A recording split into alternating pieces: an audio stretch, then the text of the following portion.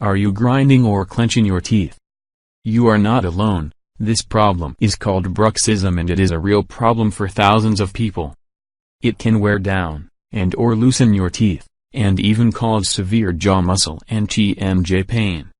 Sometimes clicking and jaw locking of the jaw joint, TMJ, result from long-term bruxism.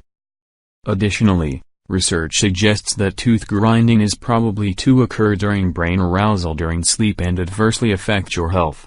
Many times it was inadequately treated with a wrongly constructed night guard that failed to provide reasonable relief. The good news: modern dentistry has developed a protocol for treating this problem. Through properly constructed mouth orthodontics as well as providing other effective therapeutic approaches based on the intensity and characteristics of your condition. Our office staff has the training and experience to provide these treatment protocols. For more information or to make an appointment, please call the office of Dr. Abdel-Fattah and Al-Attar at 561-391-5331 or visit our website www.dentaltmjpain.com. Thank you.